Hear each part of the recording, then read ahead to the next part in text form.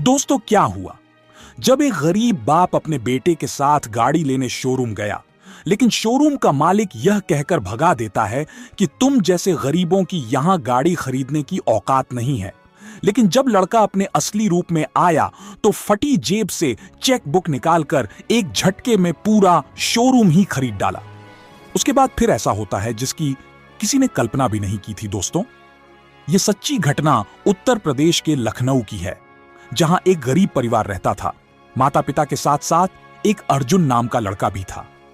अर्जुन अपने घर की तंगी और गरीबी को दूर करने के लिए दिन रात मेहनत करता था, लेकिन उसके माता पिता उसको हमेशा नालायक और बेकारा समझते थे और अर्जुन को हर वक्त मां बाप से सुनना पड़ता था। तू कुछ नहीं कर सकता, तेरे बस की कुछ नहीं है, तू सिर्फ हमारे ऊपर बोझ है। पर अर्जुन में कुछ खास था जो किसी को दिखता नहीं था। वह हर बात चुपचाप सुनता, पर उसकी आंखों में ठान लेने वाला सन्नाटा रहता। उसकी एक बड़ी बहन भी थी, गौरी उम्र करीब 21 साल। अब गांव में यह उम्र शादी की हो जाती है। मां पिता परेशान रहते थे कि कब इसका ब्याह करें, लेकिन मुश्किल यह थी कि दहेज का इंतजाम कहां से हो। गौरी समझदार थी, वह जानती थी कि घर की हालत क्या है। वह खुद कहती थी, मां, बाबूजी मेरी शादी की इतनी जल्दी क्या है? अर्जुन पढ़ाई कर ले, कुछ काम पकड़ ले, फिर आराम से कर लेना मेरी शादी। लेकिन गांव का माहौल ऐसा था कि जवान लड़की का घर में रहना भी ताना बन जाता था। एक दिन की बात है, अर्जुन अपने पिता शंभू के साथ पास के शहर गया। शंभू के किसी पुराने दोस्त ने कहा था कि मैं थोड़ी सी मदद कर दूंगा, तुमको एक नई गाड़ी दिलवा दूंगा, तुम आ जाना। अर्जुन के दिल में पहली बार एक छोटी सी उम्मीद जगी थी। अगर कार आ गई तो गांव में टैक्सी चलाएंगे, कुछ आमदनी होगी। वो दोनों शहर के एक चमचमाते कार शोरूम में गए। दुकान के बाहर खड़ी नई कारें, अंदर ऐसी की ठंडी हवा और शीशों की दीवारें गांव से आए शंभू और अर्जुन को यह दुनिया किसी सपने जैसी लगी। लेकिन शोरूम के अंदर घुसते ही जिस तरह से सेल्समैन ने उन्हें देखा, वो नजर काटने वाली थी। उसने अर्जुन के गंदे चप्पल, पसीने से भीगी कमीज और उसके पिता के पुराने झोले को देखा। फिर एक बार मुस्कुराया और बोला, देखिए साहब, यहां गाड़ी देखने का कोई चार्ज नहीं है, पर यह जगह आपके लिए नहीं है। बाहर सेकंड हैंड कार की दुकानें हैं, वहीं जाइए। शंभू ने विनम्रता से कहा, भैया, एक दोस्त ने भेजा है, उसने कहा था यहां। अरे भैया, हर कोई कहता है जान पहचान है, पर खरीदने लायक हो तब बात करना, यहां टाइम पास करने मत आओ, वो सेल्समैन झल्लाते हुए बोला। अर्जुन कुछ नहीं बोला, बस एक अटक उस शोरूम को देखता रहा। बाहर निकले तो शंभू की आंखें भर आई थीं, पर उन्होंने अर्जुन से कुछ नहीं कहा। पर अर्जुन के दिल में कुछ टूट गया था, या शायद कुछ बन गया था। रात को घर लौटे तो मां पूछने लगी, गाड़ी मिली? शंभू ने झूठ मुस्कुराते हुए कहा, वो दोस्त नहीं मिला, अगली बार देखेंगे। अर्जुन चुपचाप अंदर चला गया, कमरे में जाकर लेट गया। छत से टपकता पानी सिर के पास गिर रहा था, पर उसे फर्क नहीं पड़ा। उसकी आंखें बंद थीं, पर उसका दिमाग किसी और दुनिया में था। उसे आज समझ में आ गया था कि गरीबी सिर्फ पेट काटती नहीं, आत्मा भी खा जाती है। इसी बीच एक और हादसा हुआ जिसने जैसे आग में घी डाल दिया। गौरी की शादी तय हो गई थी, एक अच्छा घर था। लड़का शहर में प्राइवेट नौकरी करता था। दहेज में मोटरसाइकिल और 1 लाख की मांग थी। जैसे तैसे करके शंभू ने गांव के एक साहूकार से ब्याज पर पैसा लिया और मां ने अपने सारे गहने गिरवी रख दिए। शादी का दिन आया, बारात आई, बैंड बाजा बजा, गांव के लोग जमा हुए। लेकिन मंडप पर लड़के वालों ने दहेज के पैसे पूरे न होने का बहाना बनाकर शादी तोड़ दी। हमारे बेटे की इज्जत है, हम भीख नहीं मांग रहे, यह रिश्ता अब नहीं हो सकता। और पूरा मंडप सन्न हो गया। गौरी की आंखों से आंसू नहीं निकल रहे थे, मानो पत्थर हो गई हो। मां मूर्छित हो गई। शंभू को दिल का दौरा पड़ा और अर्जुन वो चुपचाप खड़ा रहा। गांव वालों ने बातें उड़ानी शुरू कर दी, बेइज्जती की भी हद होती है, लड़की जवान है, अब कौन करेगा शादी, और घर के लड़के किसी काम के नहीं। उस दिन अर्जुन की आंखों में आंसू नहीं थे, पर अग्नि जल रही थी उस रात। उसने पहली बार खुद से वादा किया, अब सिर्फ एक ही सपना है, पैसा। इतना पैसा कि यह गांव, यह समाज और वह शोरूम वाला सबको उनकी औकात दिखा दूंगा। शादी टूटने के बाद जैसे सब कुछ बिखर गया था। घर की दीवारें भी जैसे उदास हो गई थीं। मां चुपचाप खाट पर लेटी रहती। पिता का इलाज चल रहा था और गौरी, वह तो जैसे बोलना ही भूल गई थी। कुछ नहीं खाती, कुछ नहीं कहती। गांव वालों की बातें कान में पड़ती, पर वह बस छत की तरफ देखती रहती। और अर्जुन, वो अब पहले वाला अर्जुन नहीं था। अब उसकी आंखों में सन्नाटा नहीं आग थी। गांव के लोग सोचते थे कि वह भी टूट जाएगा, लेकिन वह तो जैसे भीतर से और मजबूत हो गया था। अब वह ना ज्यादा बोलता था, ना किसी से नजर मिलाता। दिन में काम करता और रात में पढ़ता। मोबाइल में नेट नहीं होता था तो गांव से 4 किलोमीटर दूर जाकर पेड़ के नीचे बैठकर नेटवर्क पकड़ता। कभी दोस्त से हॉटस्पॉट मांगता। फिर एक दिन उसने सोचा, अगर मैं सिर्फ नौकरी करूंगा तो मैं अपने जीवन में कुछ ज्यादा बड़ा नहीं उखाड़ पाऊंगा। मुझे ऐसा करना होगा जिससे मैं पैसा कागज की तरह छापूं, और कागज की तरह पैसा छापने का सिर्फ एक ही तरीका था, शेयर मार्केट। उसने ठान लिया था, अब नौकरी नहीं, अब बड़ा खेल खेलना है। शेयर मार्केट उसकी जिंदगी का नया सपना बन गया था। उसे समझ आ चुका था कि अगर वक्त रहते दिमाग और जानकारी से खेला जाए तो पैसा बस कागज का खेल है। पर शुरुआत आसान नहीं थी। एक रात जब सब सो गए तो अर्जुन छत पर बैठा रहा। चांदनी रात थी, लेकिन उसका चेहरा किसी तूफान जैसा था। उसके हाथ में एक पुराना रजिस्टर था जिसमें उसने अब तक सीखी हर चीज लिख रखी थी। Stocks, mutual fund trading, long term investment, short selling. सुबह होत ही उसने एक फैसला लिया, अब गांव छोड़ना होगा। पिता की तबीयत थोड़ी संभली थी। मां धीरे धीरे घर के काम में लग रही थी और गौरी भी कुछ कुछ बातें करने लगी थी। अर्जुन ने मां से कहा, अम्मा, मैं कुछ दिनों के लिए बाहर जा रहा हूं पढ़ाई के लिए, पर मैं वादा करता हूं इस बार लौटूंगा तो सब बदल चुका होगा। मां ने बस इतना कहा, बेटा, तू जो भी कर खुदा से दुआ है, तू टूटना मत। अर्जुन शहर पहुंचा। वहां उसने एक सस्ता कमरा लिया जहां सीलन भरी दीवारें थीं और एक खिड़की भी नहीं थी। लेकिन उसी कमरे में उसने अपना सबसे बड़ा सपना बो दिया। वह दिन में इंटरनेट कैफे जाकर घंटों बैठता, YouTube blogs, news articles, trending graphs, सब कुछ पढ़ता और समझता। कई बार भूखा रह जाता। पैसे नहीं होते थे खाना खाने के, लेकिन उसे परवाह नहीं थी। एक बार तो भूख के मारे बेहोश हो गया था। अस्पताल में जब होश आया तो डॉक्टर ने कहा, तुम्हें आराम की जरूरत है। पर अर्जुन को आराम नहीं चाहिए था, उसे सिर्फ रिजल्ट चाहिए था। एक दिन एक वीडियो में उसने सुना, शेयर मार्केट में समझ और संयम से खेलो तो पैसा छपाई की तरह आता है, लेकिन लालच से खेलो तो सब कुछ मिट्टी हो जाता है। उसने इस बात को दिल पर ले लिया। अब वह दिन रात डेमो ट्रेडिंग करता, यानी बिना असली पैसे लगाए मार्केट की चालों को समझता। कुछ महीनों बाद उसने अपने गांव के एक पुराने जान पहचान वाले से 5,000 उधार लिए उसे बताया कि एक कोर्स करना है। उस पैसे से उसने अपना पहला छोटा सा रियल ट्रेड किया और यहीं से खेल शुरू हुआ।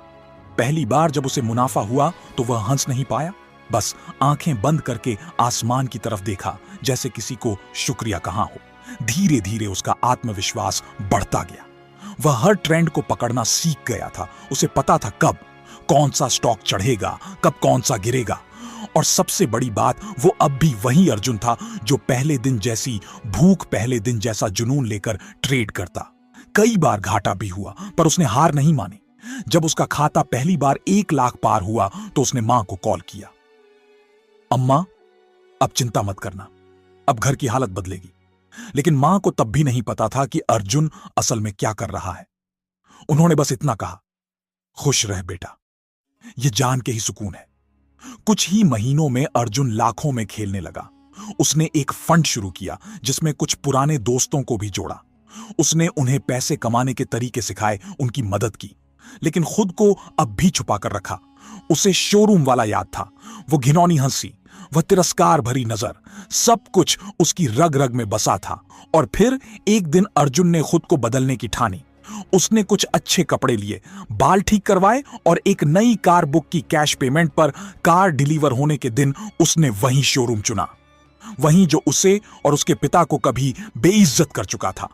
वह कार खरीदने नहीं गया था, वह बदला लेने गया था। शोरूम में घुसा तो वहां वही पुराना मैनेजर था। अर्जुन को पहचाना नहीं, लेकिन नजर वहीं थी, घमंड और तिरस्कार से भरी जी। क्या चाहिए आपको? उसने पूछा। अर्जुन मुस्कुराया। वो गाड़ी देख रहे हैं आप? वो चाहिए, मैनेजर ने कहा। यह गाड़ी काफी महंगी है, क्या आप पेमेंट करने की स्थिति में हैं? अर्जुन ने चुपचाप एक फाइल टेबल पर रख दी। अंदर बैंक स्टेटमेंट, डिमैट अकाउंट की कॉपी और उसके फंड के दस्तावेज थे। मैनेजर के चेहरे का रंग उड़ गया। आप अर्जुन सिंह हैं? उसने घबरा कर पूछा। हां, अर्जुन ने शांत स्वर में कहा, और आज मैं ये गाड़ी नहीं, पूरा शोरूम खरीदने आया हूं। शोरूम का माहौल एकदम सन्न हो गया था। चारों तरफ खामोशी छा गई थी। अर्जुन की आंखों में अब कोई गुस्सा नहीं था, सिर्फ ठंडा आत्मविश्वास था। मैनेजर, जो कभी उसके पिता को भगा चुका था, अब कांपते हाथों से कागज पलट रहा था। हर एक पन्ने पर करोड़ों की जानकारी थी। बैंक बैलेंस, प्रॉफिट ग्राफ, निवेश के आंकड़े, वो सब कुछ जो किसी इंसान को आम से खास बना देता है। आप मजाक तो नहीं कर रहे ना सर? मैनेजर ने डरते हुए पूछा। मजाक? अर्जुन हंसा। मजाक तो उस दिन आपने किया था जब मेरे बाबा के पैरों के नीचे से कुर्सी खींच दी थी, जब आप बोले थे ये शोरूम गरीबों के लिए नहीं है। आज मैं वही कुर्सी खींचने आया हूं, लेकिन कागज से अर्जुन ने अपने पीए को बुलाया जो बाहर ही खड़ा था। इनसे बात कीजिए, फाइनल रेट तैयार करवा लीजिए, मुझे आज ही रजिस्ट्री करानी है। शोरूम के बाहर एक नई चमचमाती गाड़ी खड़ी थी, उसी मॉडल की जिसको देखकर उस दिन अर्जुन और उसके पिता लौटे थे। आज वही गाड़ी अर्जुन के नाम थी और शोरूम वो भी कुछ ही घंटों में उसके नाम होने वाला था। मैनेजर ने गले में अटकती हुई आवाज से कहा, सर, उस दिन मैं आपको पहचान नहीं पाया था, बहुत बड़ी गलती हो गई मुझसे। अर्जुन धीरे से बोला, गलतियां इंसान करता है, लेकिन कुछ गलतियां इंसान को इंसान नहीं रहने देती। शोरूम से निकलते वक्त अर्जुन ने एक बार पलट कर देखा, वह दरवाजा जहां से उसे और उसके पिता को बाहर निकाल दिया गया था। आज उसी दरवाजे से वह मालिक बनकर बाहर निकला। गाड़ी में बैठकर उसने फोन उठाया, मां को कॉल किया। अम्मा, एक बात पूछूं? हां बेटा। अगर मैं कहूं कि अब वो शोरूम मेरा है जिसमें हमें घुसने नहीं दिया गया था, तो क्या आप यकीन करेंगी? मां चुप हो गई। कुछ देर बाद आवाज आई, बेटा, तू अब जो भी कहेगा मैं आंख बंद करके मान लूंगी। तू हमारे लिए जो कर रहा है उसे भगवान देख रहा है। अर्जुन की आंखें भीग गईं, पर उसने आंसुओं को बाहर नहीं आने दिया। अब वह वक्त नहीं था रोने का, अब वह वक्त था। उड़ान का गांव वापस जाना बाकी था, पर इस बार बिना बताए नहीं। रास्ते में कुछ पुरानी गलियां मिली, वहीं पगडंडी, वहीं पीपल का पेड़, सब कुछ वैसा ही था। बस अर्जुन अब वैसा नहीं था। गांव पहुंचा तो सूरज डूब रहा था। पीले नारंगी आसमान में धूल उड़ती थी और बच्चों की खेलती आवाजें गूंज रही थीं। गांव वाले पहले तो पहचान ही नहीं पाए, फिर धीरे धीरे खबर फैल गई। अर्जुन लौट आया है। वह जो शहर गया था अब बहुत बड़ा आदमी बन गया है। करोड़पति शोरूम खरीद लिया है। गांव की गलियों में जो लोग उसे देखते मुंह फेर लेते थे, अब सामने आकर मुस्कुरा रहे थे। अर्जुन बेटा, बड़ा आदमी बन गया तू। अरे तुम्हारी तो किस्मत ही पलट गई रे। हम तो पहले ही कह रहे थे कि यह लड़का कुछ करके दिखाएगा। अर्जुन चुपचाप मुस्कुराता रहा। वो किसी से नाराज नहीं था। उसे अब समझ आ चुका था, दुनिया सिर्फ नतीजे देखती है, इरादे नहीं। घर पहुंचा तो मां दहलीज पर बैठी थी। जैसे ही अर्जुन सामने आया, मां ने देखा और कुछ देर तक देखती रही। बेटा तू? हां अम्मा, मैं ही हूं। मां ने उसे गले से लगा लिया। इतने सालों का सब्र जैसे आंखों से बह निकला। गौरी दौड़ती हुई आई। भैया आप आ गए? सच में? आप? अर्जुन ने उसका माथा चूमा। अब कभी दूर नहीं जाऊंगा और अब किसी की शादी दहेज के बिना भी होगी, समझी? गौरी हंस दी, पर उसकी आंखें बोल रही थीं। मुझे अपने भाई पर गर्व है। पिता अब भी बीमार थे, लेकिन अर्जुन ने उन्हें सबसे पहले प्राइवेट अस्पताल में शिफ्ट कराया। डॉक्टर को खास तौर पर कहा, ये मेरे भगवान हैं, इनकी सेवा में कोई कसर नहीं रहनी चाहिए। कुछ हफ्तों में इलाज शुरू हुआ। घर में पहली बार सफेदी हुई, छत की मरम्मत हुई, नया कूलर, नया घर। गांव के लोग अब अर्जुन को इज्जत से देखते थे, लेकिन अर्जुन को इज्जत चाहिए भी नहीं थी। उसे अपने परिवार की मुस्कान चाहिए थी, और वह अब धीरे धीरे लौट रही थी। पर कहानी यहीं खत्म नहीं थी।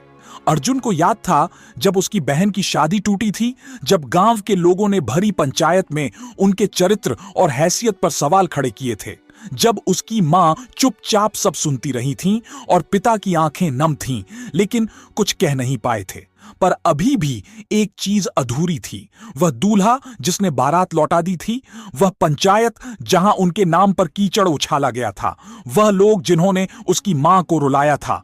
एक दिन अर्जुन ने अपने पिताजी से कहा, बाबा अगर आप कहें तो मैं गौरी की शादी फिर से तय करूं, लेकिन इस बार शर्तें हमारी होंगी। पिता ने पूछा, बेटा अब कौन हां करेगा?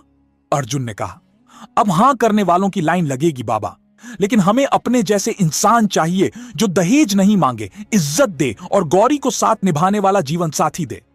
कुछ हफ्तों बाद गौरी की शादी तय हुई, एक शिक्षक से जो खुद एक गरीब परिवार से था लेकिन सोच से बड़ा था। न दहेज मांगा न दिखावा, बस एक सादा समारोह, सच्चा रिश्ता। गांव में जब शादी हुई तब पंचायत के वह लोग भी बुलाए गए जिन्होंने सबसे ज्यादा जलील किया था। अर्जुन ने सबसे मुस्कुराकर कहा, आप लोग हमारे सम्मान में आए, यही सबसे बड़ी बात है। मैं किसी से बदला नहीं लेता, बस बदलाव लाता हूं। पंचायत में एक बुजुर्ग खड़ा हुआ जिसके शब्द पूरे गांव ने सुने। बेटा अर्जुन, तूने वह कर दिखाया जो हमारे गांव में किसी ने नहीं किया। तू आज सिर्फ अपने मां बाप का नहीं, पूरे गांव का बेटा बन गया है। अर्जुन की आंखों से एक आंसू गिरा, लेकिन वह कमजोरी का नहीं था, वह जीत का आंसू था। गौरी की शादी के बाद अर्जुन की जिंदगी में जैसे एक नया सवेरा आया था और बहन की मुस्कान में एक नई दुनिया बस गई थी। मगर अर्जुन जानता था उसकी यात्रा यहीं खत्म नहीं होती। अब उसे उड़ना नहीं उड़ाना था। उस रात जब सब सो चुके थे, अर्जुन ने लैपटॉप खोला। स्क्रीन पर वह चार्ट्स, ग्राफ्स, स्टॉक्स और डिजिटल मार्केटिंग के नंबर उभर आए जिनसे वह करोड़ों कमा चुका था। पर आज उसका ध्यान कुछ और था, एक आइडिया, एक बड़ा गेम। उसने खुद से कहा, अब सिर्फ पैसे नहीं चाहिए, अब इंपैक्ट चाहिए। अर्जुन ने अगले दिन शहर का रुख किया, लेकिन इस बार किसी काम के लिए नहीं, अपनी दुनिया बनाने के लिए उसे एक टीम बनानी थी। ऐसे लोग चाहिए थे जो जोश से भरे हों और जो भीड़ में खड़े रहकर भी सबसे अलग सोचना जानते हों। कुछ दिन में उसने ऑनलाइन ढूंढकर 2 लड़के और 1 लड़की की टीम बनाई। एक था इमरान जो दिल्ली में ऐप डेवलपमेंट सीख रहा था, दूसरा था राकेश जिन्हें सोशल मीडिया मार्केटिंग का एक्सपर्ट कहा जाता था, और तीसरी थी प्रिया, एक डिजाइनर जिसकी आंखें कंप्यूटर की स्क्रीन पर सपने बुनती थीं। अर्जुन ने सबसे कहा, पैसे की बात नहीं करेंगे, अभी पहले मैं आपको अपना सपना सुनाता हूं। फिर उसने बताया, मैं एक ऐसा डिजिटल प्लेटफॉर्म बनाना चाहता हूं जो गांव के बच्चों को स्किल सिखाए। एक ऐप, एक वेबसाइट और एक पूरा सिस्टम जो गांव वालों को दिखाए कि डिजिटल दुनिया सिर्फ शहरों के लिए नहीं है। इमरान बोला, भाई ये बहुत बड़ा प्रोजेक्ट है। अर्जुन मुस्कुराया, बड़े सपनों को बड़ा ही होना चाहिए। टीम बन गई और अगले कुछ महीने उनकी जिंदगी का सबसे कठिन, सबसे जुनूनी दौर बना। ऐप का नाम रखा गया जड़े, मतलब अपनी जड़ों से जुड़ो और डिजिटल दुनिया में उड़ो। धीरे धीरे जड़े ऐप दूसरे गांवों में भी फैलने लगी। सोशल मीडिया पर अर्जुन की कहानी वायरल हो गई। लोग कहने लगे, यह वह लड़का है जो खुद नीचे से ऊपर आया और अब सबको ऊपर लाना चाहता है। कई बड़े निवेशकों ने अर्जुन से संपर्क किया। उन्होंने ऑफर दिया, हम 5 करोड़ लगाते हैं, ऐप हमें दे दो। लेकिन अर्जुन ने मना कर दिया, यह ऐप मेरे खून पसीने से बना है, मैं इसे बेचने के लिए नहीं, देने के लिए बना रहा हूं। अब वह सिर्फ अर्जुन नहीं था, वो एक मिशन था। पर उसके अंदर अब भी एक बात चुभ रही थी, वो शोरूम, वही शोरूम जहां उसे और उसके पिता को सिर्फ उनके कपड़े और चाल ढाल देखकर दरवाजे से लौटा दिया गया था। उस अपमान का जहर आज भी उसकी यादों में ताजा था। एक बार बदला लेने के बाद भी उसके मन में ठंडक नहीं पड़ी थी। वह अपने बाप के सामने बाप की बेइज्जती का बदला लेना चाहता था। सुबह सुबह उसने अपने पिताजी से कहा, बाबा चलो कहीं चलते हैं। पिता बोले, कहां वो शोरूम याद है? पिता थोड़ी देर चुप रहे, फिर बोले, हां बेटा, वो दिन कभी नहीं भूल सकता, पर वहां अब क्यों, बस चलिए। कुछ चीजें अधूरी रह गई थीं। अर्जुन ने अपने लिए सिंपल कुर्ता पायजामा ही चुना और पिता को भी पुराने कपड़े पहनने दिया। उसकी गाड़ी अब मर्सिडीज थी, लेकिन वह आज भी अपनी पुरानी सेकंड हैंड कार से निकल पड़ा। वो चाहता था कि कहानी पूरी हो, वैसे ही जैसे अधूरी छूटी थी शहर की सड़कों पर जब कार चल रही थी। अर्जुन की आंखों में वह पुरानी मंजर बार बार घूम रहा था, जब उनके साथ ऐसा व्यवहार हुआ जैसे वह इंसान ही ना हो। शोरूम वहीं था, बोर्ड वहीं, चमक वहीं और अंदर वहीं। ऐसी की ठंडी हवा, चाय कॉफी की खुशबू और सेल्समैन की घमंड भरी मुस्कानें। जैसे ही अर्जुन और उनके पिता ने शोरूम में कदम रखा, सेल्समैन ने उन्हें ऊपर से नीचे तक देखा। अर्जुन जानता था कि फिर वही होगा। सेल्समैन बिना मुस्कुराए बोला, हां भाई साहब, यहां कार बहुत महंगी मिलती है, बजट में है तो ही देखिए। पिता कुछ कहने ही वाले थे कि अर्जुन ने उनका हाथ पकड़कर धीरे से कहा, शांत रहिए बाबा, मैं सब संभाल लूंगा। सेल्समैन फिर बोला, देखिए समय खराब मत कीजिए, हम सिर्फ सीरियस कस्टमर से डील करते हैं। अब अर्जुन मुस्कुराया, वो मुस्कान जिसमें तिरस्कार नहीं, ठंडी आग थी। मैनेजर को बुलाइए, अर्जुन ने कहा। सेल्समैन चिढ़ गया, क्यों, क्या मैनेजर आपका नौकर है? अर्जुन ने जेब से एक कागज निकाला और उसके हाथ में थमाया। सेल्समैन ने जैसे ही पेपर देखा, उसके चेहरे का रंग उड़ गया। उसमें लिखा था, डील क्लोज, शोरूम बिक्री के लिए, फाइनल खरीदार अर्जुन सिंह। अर्जुन ने शांत स्वर में कहा, इस शोरूम का मालिक मैं हूं। सेल्समैन की जुबान जैसे सूख गई। बाकी स्टाफ भी धीरे धीरे एक जगह जमा हो गया। अर्जुन ने ऊंचे स्वर में कहा, याद है, कुछ साल पहले मैं और मेरे पिता इसी दरवाजे से लौट आए गए थे, क्योंकि हम गरीब दिखते थे, क्योंकि हमारे पास एटीट्यूड नहीं था, ब्रांडेड कपड़े नहीं थे। आज मैं तुम्हारा मालिक हूं, लेकिन मैं वही अर्जुन हूं। फर्क बस इतना है कि अब मैं चुप नहीं हूं। मैनेजर ने आकर अर्जुन को नमस्कार किया और बोला, सर, हम माफी चाहते हैं। हम नहीं जानते थे कि आप बस। अर्जुन ने टोका, माफी की जरूरत नहीं है, पर एक बात जरूर सीखो, किसी को उसके कपड़ों से मत परखो। तुमने हमें गरीब समझा, पर शायद इंसान भी नहीं समझा। पूरा स्टाफ खामोश खड़ा था। पिता की आंखों में आंसू थे। उन्होंने अर्जुन के कंधे पर हाथ रखा और कहा, बेटा, आज तूने वह कर दिखाया जो बहुत कम लोग कर पाते हैं। अपमान का बदला इज्जत से लिया। अर्जुन ने मुस्कुराते हुए कहा, बाबा, बदला कभी गुस्से से नहीं लिया जाता, उसे बदलाव से लिया जाता है, और मैंने सिर्फ जवाब दिया है, वह भी अपने तरीके से। उसी समय अर्जुन ने एक आदेश दिया, शोरूम में एक स्पेशल डिस्काउंट स्कीम लॉन्च की जाए, जहां गांव के किसी भी जरूरतमंद किसान या गरीब परिवार को गाड़ी चाहिए हो, उसे विशेष रियायत पर दी जाएगी। और एक दीवार पर बड़ा पोस्टर लगवाया गया, कभी किसी को छोटा मत समझो, हो सकता है वह कल तुम्हारा मालिक हो। अब अर्जुन उस कुर्सी पर बैठा था जहां कभी उसे बैठने नहीं दिया गया था, पर उसके मन में अब भी घमंड नहीं था, बस संतोष था। वापसी के रास्ते में जब पिता और बेटा गाड़ी में बैठे तो पिता ने कहा, अब क्या सोच रहे हो बेटा? अर्जुन ने कहा, अब असली खेल शुरू करना है बाबा। अब मेरे जैसे हजारों अर्जुन तैयार करने हैं। और गाड़ी धीरे धीरे गांव की ओर बढ़ने लगी। तो दोस्तों, आज की यह कहानी आप लोगों को कैसा लगा? जैसा भी लगा हो, कमेंट बॉक्स में अपना राय जरूर दें। और वीडियो अच्छा लगा हो तो वीडियो को लाइक कर चैनल को सब्सक्राइब अवश्य कर दें, ताकि इस तरह की ज्ञानवर्धक कहानी सबसे पहले आप तक पहुंचे। जय हिंद, जय भारत। आप सभी का बहुत बहुत धन्यवाद।